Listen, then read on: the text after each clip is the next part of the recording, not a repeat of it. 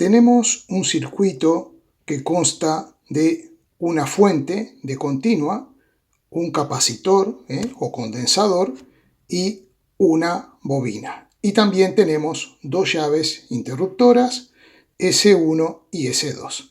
En definitiva, lo que dice la letra es lo siguiente. Primeramente, la llave S1 está abierta y la llave S2 está cerrada, por lo cual el capacitor está conectado a través de sus terminales a la fuente y entonces el capacitor estará cargado.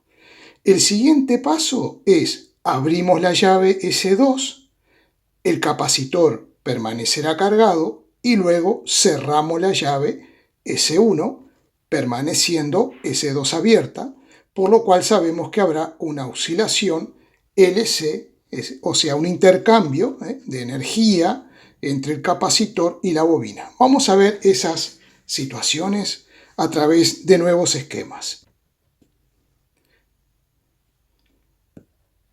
Aquí tenemos la llave S2 abierta y S1 abierta.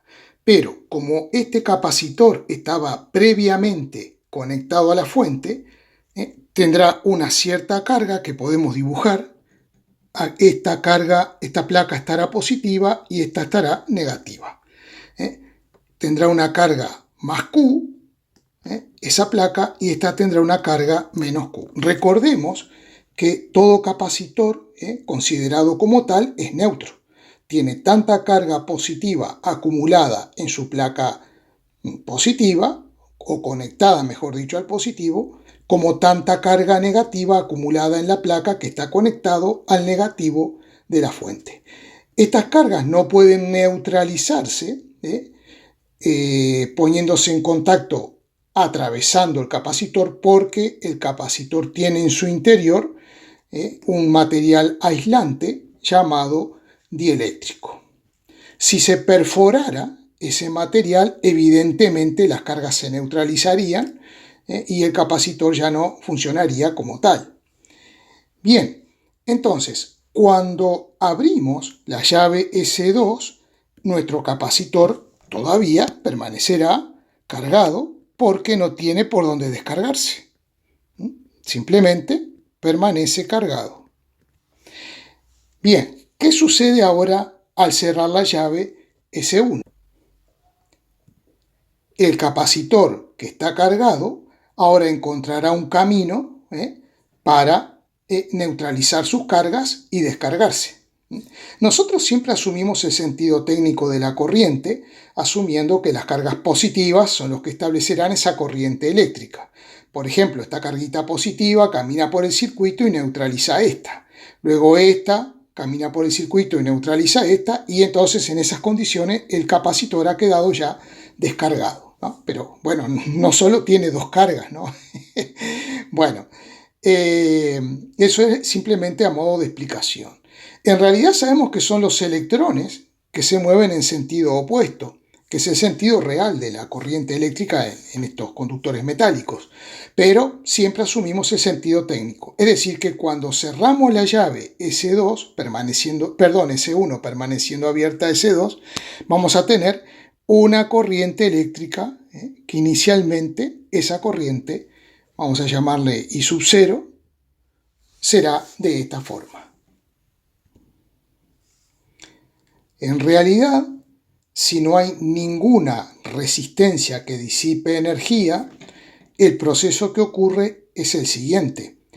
Este capacitor, por estar cargado, tiene cierta energía potencial electrostática almacenada en el condensador, y la bobina, primeramente, no tiene ninguna energía acumulada en su campo magnético, porque no hay ninguna corriente a través de ella y por lo tanto no hay ningún campo magnético establecido en el interior de la bobina.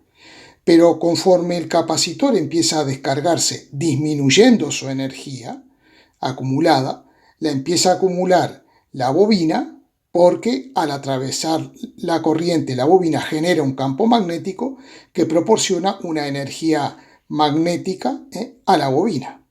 Y entonces, cuando el capacitor, digamos, se queda sin nada de energía, toda la energía habrá pasado a la bobina. Y como no hay disipación en forma de calor porque no hay ningún resistor conectado, la bobina va a adquirir tanta energía como la que tenía el capacitor. Y como veremos ahora, esta bobina se va a comportar como una fuente en oposición a la que tenía la distribución de cargas que tenía el capacitor, que esto es positivo y esto negativo, y entonces va a devolver las cargas otra vez al capacitor. Entonces lo que va a ocurrir es una oscilación, habrá una corriente oscilante que será eterna porque no hay disipación. Este es un circuito ideal y por eso se habla de oscilación LC, oscilación entre la bobina, caracterizada por L, que es su inductancia, y C, que es la capacitancia, mal llamada capacidad, que es la característica que identifica al capacitor. Entonces vamos a ver cómo podemos calcular la frecuencia de esas oscilaciones permanentes eternas que ocurrirán en ese circuito. Oye, que no te las pierdas, están buenísimas. Aquí encontrarás muchas cosas útiles, problemas de física y también cosas muy útiles de tecnología. Para responder a la primera pregunta, es decir, cuál es la frecuencia de oscilación en el circuito, vamos a recordar lo siguiente. Cuando tenemos un capacitor que está cargado, la palabra cargado significa que estamos hablando o de la carga que hay en la placa positiva o de la carga que hay en la placa negativa. Normalmente nos referimos a la carga que hay en la placa positiva, que en este caso le vamos a llamar Q0, porque es la máxima carga que ha almacenado el capacitor cuando estuvo conectado con la fuente de 12 volts. Recordemos el concepto de capacitancia, la capacitancia es la relación entre la carga que hay acumulada en un capacitor y la diferencia de potencial que hay entre sus placas. Entonces, por ejemplo, de esta forma, nosotros podríamos calcular la carga Q0 que acumuló el capacitor, haciendo el valor de capacitancia por la diferencia de potencial que hubo entre las placas del capacitor. La capacitancia la tenemos, son 9 picofaradios, o sea, 9,00 por 10 a la menos 12 faradios, porque pico es por 10 a la menos 12. Y cuando el capacitor estuvo conectado a la fuente con esta llave cerrada, la diferencia de potencial entre sus placas es de 12 volts, porque una vez que el capacitor se carga, ya no hay ninguna corriente en este circuito, por lo tanto, la diferencia potencial que hay entre las placas del capacitor va a ser el de la fuente, o sea, 12 volts. Entonces, tendríamos el valor de Q0, que es simplemente hacer esa operación, y nos daría que la carga inicial en el capacitor es 1,08 por 10 a la menos 10 coulomb. Vamos a anotar ese resultado y seguimos para adelante.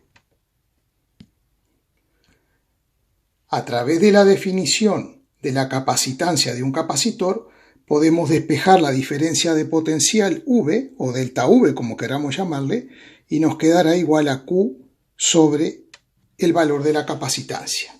Y ahora vamos a analizar el circuito. Cuando el capacitor comienza a descargarse a través de la bobina al cerrar el switch 1, tendremos una gran corriente inicial que luego irá disminuyendo a medida que el capacitor se va descargando. Entonces tenemos que tener en cuenta qué es lo que va a pasar en la bobina recordando la ley de Lenz.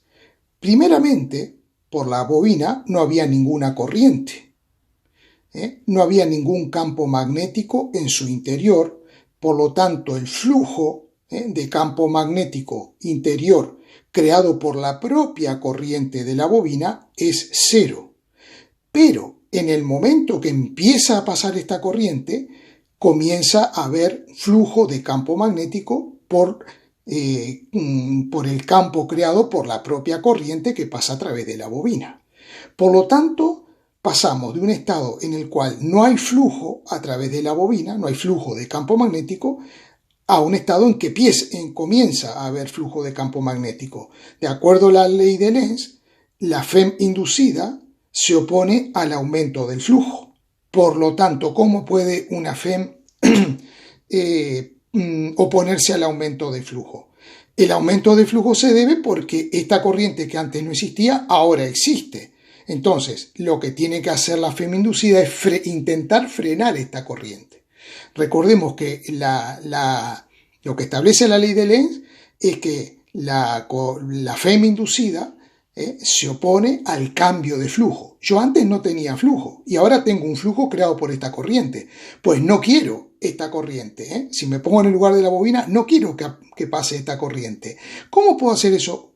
Colocándome con esta polaridad, teniendo una FEM con esta polaridad. Si ustedes imaginan que esto es una pequeña pila o una batería, con este positivo en este extremo y el negativo en este, esta pila intentaría enviar corriente en sentido contrario a este. Esa es la idea. Bueno, entonces, la FEM autoinducida en la bobina viene dada por la ley de Faraday-Lenz y la vamos a escribir así, como menos el coeficiente de autoinducción o inductancia L por la derivada de la corriente con respecto al tiempo. Como digo siempre, tengamos en cuenta que habrá FEM autoinducida cuando la corriente a través de la bobina cambie y exista la derivada de la función intensidad de corriente con respecto al tiempo. Porque si la intensidad es constante, su derivada va a dar 0 y por lo tanto no hay FEM. Si hubiera una corriente constante que no cambie a través de la bobina se comporta simplemente como un alambre conductor. Y podemos sustituirla por un trozo de alambre conductor. No cumpliría ninguna función esa bobina. La FEM solo aparece cuando la corriente cambia con el tiempo. Vamos a recorrer este circuito con la ley de las tensiones de Kirchhoff. Por ejemplo, partimos de este punto, recorremos todo el circuito y volvemos a ese punto. Salgamos de aquí. Vamos de menos a más. Tenemos un aumento de potencial en el capacitor. Vamos a ponerle así. Seguimos recorriendo y ahora vamos de más a menos. Tenemos una caída de potencial que es la FEM. Y todo esto es igual a 0. Por lo tanto, sustituyendo el voltaje en el capacitor por la expresión Q dividido C y sustituyendo la FEM por L por la derivada de la corriente con respecto al tiempo, y vamos a ver qué signo ponemos aquí. Teníamos un menos, pero con este menos nos queda un más. Y esto es igual a 0. Bien, aquí tenemos una ecuación donde aparecen dos variables, la carga y la intensidad. La intensidad de la corriente es la derivada de la carga con respecto al tiempo. Y si nosotros derivamos la corriente con respecto al tiempo, que es lo que tenemos aquí, ¿qué tenemos que hacer? Derivar esto otra vez. Entonces nos queda la derivada segunda de la carga con respecto al tiempo, cosa que se denota de esa forma. ¿Vale? Derivada segunda, perdón, este 2 va aquí. Derivada segunda de la carga con respecto al tiempo. Hagamos esa sustitución en esta ecuación, pero este término vamos a ponerlo aquí delante, entonces nos quedaría L por la derivada segunda de la carga con respecto al tiempo, que se anota de esta forma, más Q sobre C es igual a 0. Ahora sí estamos trabajando con una sola ecuación. Es una ecuación diferencial porque aparece la variable, que es la carga, que varía con el tiempo, la carga, y aparece la derivada segunda de la carga. Esto es una ecuación diferencial. Este tipo de ecuaciones diferenciales tienen una solución, pero previamente hacemos una modificación. Vamos a dividir ambos miembros de la igualdad, es decir, este término, este y este, entre el valor L. Y entonces me va a quedar la ecuación de esta forma. Derivada segunda de la carga con respecto al tiempo más Q sobre L por C es igual a 0. Vamos a anotar esa ecuación arriba para ver cuál es la solución. La solución de este tipo de ecuaciones diferenciales es de esta forma. Q, que será una función del tiempo, es igual a Q sub 0 por el seno de omega por t, donde omega es la pulsación o frecuencia angular que tendremos que encontrar. Bien, entonces, vamos a ver. Esta es la función, esta es la solución. Vamos a comprobar esto, vamos a sustituir nuestra solución en la ecuación diferencial para encontrar el valor de la frecuencia o pulsación de oscilación. Entonces, aquí tengo la derivada segunda de la carga con respecto al tiempo. Entonces, esta función la tengo que derivar dos veces. Si hallamos la derivada primera, que la anotamos así, de esta función, será la constante q sub 0 por la derivada del seno, que es coseno de omega por t, por la derivada de omega por t, porque se trata de una función de función, y la derivada de omega por t es omega. Y ahora derivamos nuevamente, o sea, la derivada segunda, que la denotamos de esta forma, entonces me quedaría q sub 0, omega, que ya estaba, la derivada del coseno es menos seno de omega por t por omega, entonces me queda omega al cuadrado. Muy bien, entonces, como tenemos la derivada segunda y tenemos también la función carga, que es esta solución, vamos a sustituirla en la ecuación a ver qué nos queda. Antes de hacer la sustitución voy a aclarar una cosa. Aquí la derivada primera de la carga con respecto al tiempo y la derivada segunda yo la he utilizado con esta notación, pero por si acaso surgiera alguna duda. Esto sabemos que es la derivada de la carga con respecto al tiempo, se puede escribir también de esa forma. Y la derivada segunda, como hemos dicho antes, también se puede escribir de esta forma, ¿vale? Por si acaso este cambio de notación pudiera surgir. Se puede usar indistintamente una u otra. Al hacer la sustitución, aquí y la carga, me queda esta expresión. Lo que voy a hacer es este término, que está con signo de menos, lo voy a transponer al segundo miembro con signo positivo. Me queda esta expresión que vemos aquí. Y podemos simplificar q sub 0, que aparece a ambos lados del signo de igual, dividiendo ambos miembros entre q sub 0, y también dividiendo ambos miembros entre seno de omega t, también puedo simplificar seno de omega t, con lo cual nos va a quedar que la pulsación o frecuencia angular al cuadrado es 1 sobre L por C. De manera que si despejamos la frecuencia angular nos queda raíz de 1 dividido L por C. Pero recordemos que la frecuencia angular omega está relacionada con la frecuencia a secas F de esta forma. Omega es 2pi por la frecuencia. Por lo tanto, si quiero saber la frecuencia, tengo que hacer omega sobre 2pi. Y por tanto, para poder calcular la frecuencia, tengo que hacer 1 dividido 2pi por la raíz cuadrada de 1 dividido L por C. Vamos a sustituir y hacer las operaciones. Nos da este resultado, 1 por 10 a la 6 Hz, que lo podemos expresar como 1 megahertz. Mega es por 10 a la 6. Para contestar a la pregunta B, valores máximos de la carga en el condensador y de la corriente en el circuito. El valor máximo de la carga ya lo habíamos calculado previamente.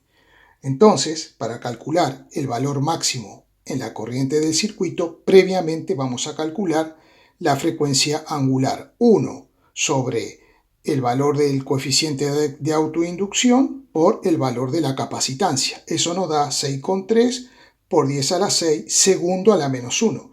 Recordemos que en Hertz medimos la frecuencia F, mientras que omega la medimos en radianes por segundo, o 1 sobre segundo, o lo que es lo mismo, segundo a la menos 1. Bien, vamos a ver lo siguiente, ¿cómo puedo hallar el valor máximo de la corriente? Ese valor que le llamamos I sub 0. La carga viene dada con esta función que depende del tiempo, que es Q sub 0 por el seno de la frecuencia por el tiempo.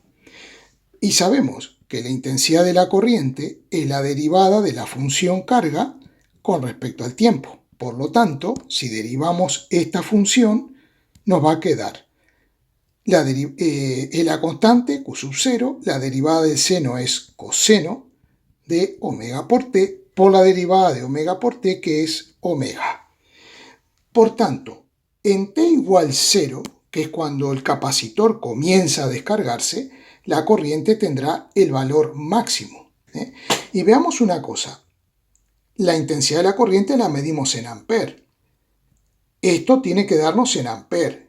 Bien, el coseno de un ángulo no tiene unidades. Por lo tanto, Q sub 0 por omega tiene que ser una intensidad de corriente medida en amperes. Perfecto. En t igual 0, que es cuando la corriente es máxima, nos quedaría aquí adentro coseno de 0. Pero coseno de 0, esto es igual a 1. Por lo tanto, el coseno, cuyo valor máximo es 1, multiplicado por Q sub 0 por omega, que tiene unidades de amperes, determinan que esta cantidad que está aquí no es otra que la intensidad máxima, que normalmente con mayúscula le denominamos I sub 0, que sería esta que yo he dibujado ahí. Por lo tanto, la corriente máxima I sub 0 es el valor de la carga máxima, 1,08 por 10 a la menos 10 coulomb, por la frecuencia angular, 6,3 por 10 a la 6. 1 sobre segundo, lo escribo así para que veamos que coulomb por segundo, coulomb dividido segundo, eso nos va a dar amperes. Y el resultado es